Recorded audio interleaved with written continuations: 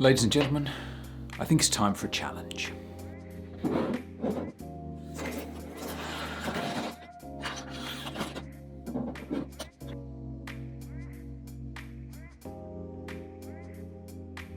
So we're going to take the image from this photograph and we're going to transfer it using oil paints and a selection of brushes from my professional set onto this canvas here.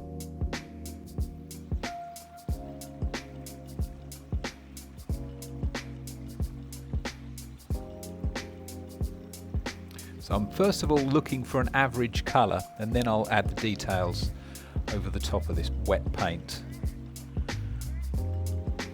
Adjusting the colours as and when we need to.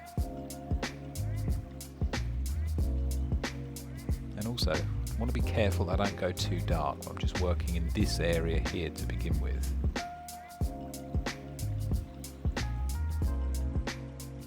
Another thing worth mentioning very early on is I'm not actually going to block this painting in. So for those of you that are familiar with my work, I would normally add a layer of paint to begin with, a block in, getting the average colours.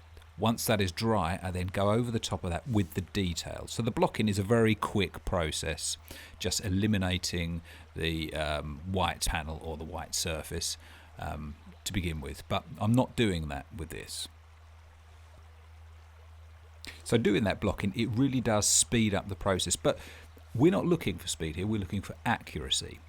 Now, it would be difficult to do it in one hit, as I'm doing here, if I was working on a very, very smooth surface. But we're not. In this lesson, or in this video, I'm working on canvas, and that has a very fine tooth. It's a very smooth canvas, but it does have the tooth, and that allows us to get a really nice coverage of paint or pigment over the surface. That would be difficult to achieve with a smooth surface, and then we may need extra layers. But in this instance, we don't. So for this painting, I'm going to be alternating between two brushes, the Series 2 size 1 and the Series 2 size 2. This is the smallest Series 2, this is the size 1. And throughout this picture, any of these finer details, like we can see here with the leaves, I'm just using the very tip of the brush, just using the point, just doing little dots as and where I can see them in the photograph.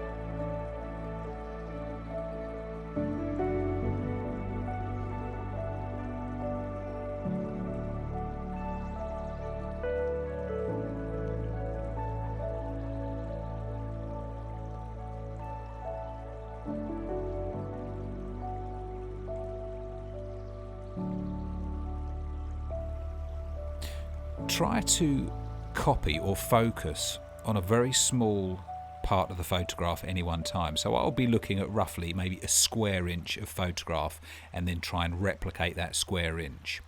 You'll find those bite-sized little areas much easier to manage.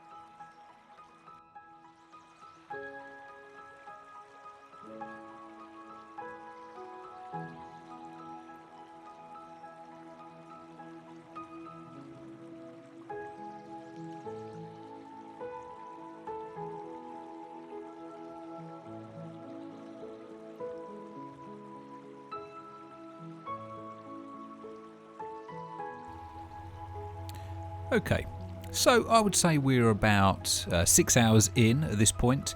I've finished working on the trees and the foliage now. We started to work on the water. The technique is very much the same with the water as it was with the trees. We're still using the same brush, the same techniques, just using the tip of the brush just to get those details in place. So it goes without saying also that the smaller the details that you want to achieve, the smaller the brushes need to be. But a lot of people have asked me if I'm scaling up, if I'm painting a larger painting, do I need to use larger brushes? The answer quite simply is no, you don't have to. Once again, it depends on the detail you're trying to add to your painting. I tend to use the same set of brushes, so my professional set of brushes, which has some really small brushes in, for every painting, whether that be large or small.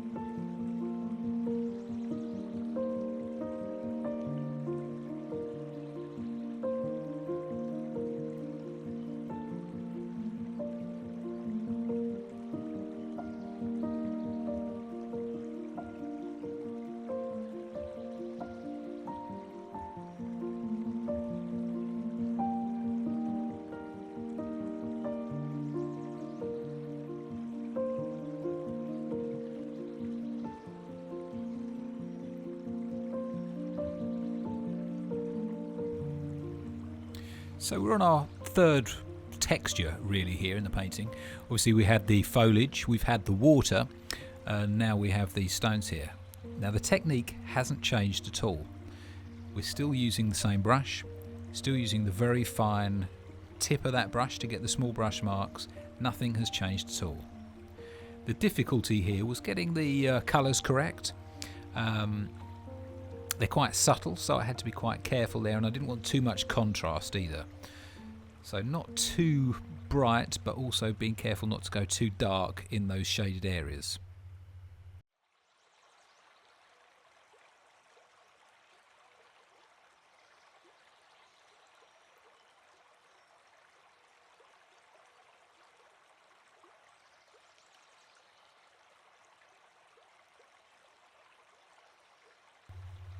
A lot of the really realistic paintings that you see on social media tend to be painted on quite a large scale.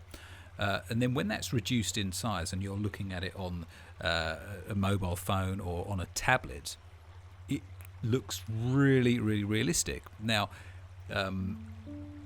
painting something like hyper-realistic or photorealistic on a small scale is much more difficult. And that really is what this challenge has all been about. It's looking good so far, and I'm just looking forward to seeing how close it is at the end.